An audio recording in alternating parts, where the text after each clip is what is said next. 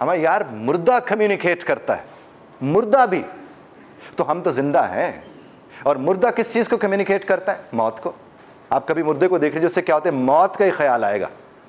तो कम्युनिकेशन बहुत ज़्यादा इंपॉर्टेंट होती है, आपको पता ही नहीं होता, और आपकी वजह से कोई घायल होता है तो कोई मायल होता है, आपको नहीं पता होता। तो इसका मतलब कितना आपको ध्यान रखना है कि आपकी कम्युनिकेशन के क्या क्या कहाँ कहाँ असरात मुरतब होते हैं।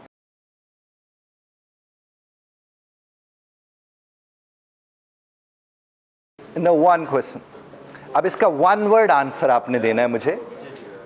What are you feeling at the moment? What are you feeling at the moment? What's are you feeling?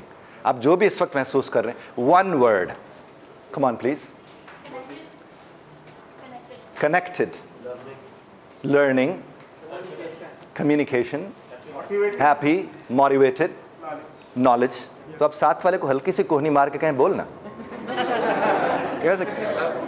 Committed to something, learn something new. That's wonderful. Commitment is there. Yes, few more words from you fellows. Well groomed, well behaved. हम तीन फिक्रों को दोहराते हैं जो हमने पहले कहे थे। पहला फिक्रा ये था कि जब कभी भी आप किसी ऑफिस के अंदर बैठते हैं तो सबसे पहला काम आपका क्या है कि आपकी जो टेबल है वो क्या कम्युनिकेट करती है आपको भी और आपके यहाँ आने वालों को भी। तो उसके लिए मैंने आपसे अर्ज़ किया कि जो बिखरे हुए होते हैं वो बखेर के रख देते हैं, और यकीनन जो सिमटे हुए होते हैं वो फिर समेट के रखते हैं। और हमारा काम, और ख़ासतौर पर बॉस का तो काम ही समेट के रखना है। अच्छा, ये यूं करके नहीं करना आपने। अगेन इट्स अ कम्युनिकेशन, ये वाली भी कम्युनिकेशन। आप अगर किसी को भी ठीक करना चाहते हैं, आप ठीक होंगे तो आप किसी को ठीक कर सकेंगे। और ठीक कौन होता है? जिसे सुनना आता है। ठीक कौन होता है? और सुनते हुए इंटरप्ट ना करता हो। आप अगर सुनते हुए इंटरप्ट करते हैं तो आपकी कम्युनिकेशन का स्टाइल ही ठीक नहीं है जी। आपने देखा होगा, कोई अच्छा जुमला, कोई अच्छा शेर अगर आपको आता है और आप किसी को सुनाने लगो और वह दरमियान में टोक के वो शेर मुकम्मल कर दे, अक्सर सुनने को ही मिलता। तो इसका मतलब कितना अधूरा है वो शख्स कि वो किसी को मुकम्मल होते हुए देख नहीं सकता। क्या बात, जबरदस्त, क्लैपिंग होनी चाहिए।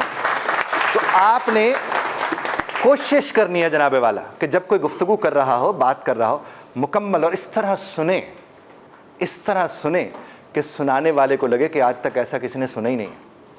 ऐसे सुनना चाहिए, क्योंकि जब आप सुनेंगे वो आपकी ज़ात का हिस्सा बनेगा और फिर आप किसी लायक होंगे।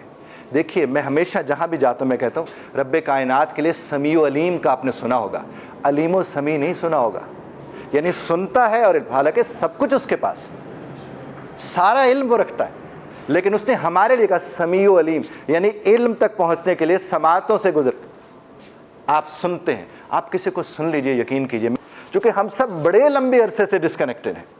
हम अपने साथ डिस्कनेक्टेड हैं, अपने रिश्तों के साथ तो फिर कैसे कनेक्ट हो सकते हैं? आप जो ख़ास तौर पर यहाँ लोग तशरीफ़ फरमा है, इनके जो लोग साथ रह रहे हैं वो तो अच्छी बात है, लेकिन अक्सर कहते हैं कि जो साथ रहते हैं वो रहने तो नहीं देते हैं जी। वो साथ ही रहे होते लेकिन वो रहने नहीं दे रहे होते। तो कम्युनिकेशन में सबसे ज़्यादा इंपॉर्टेंट लिसनिंग।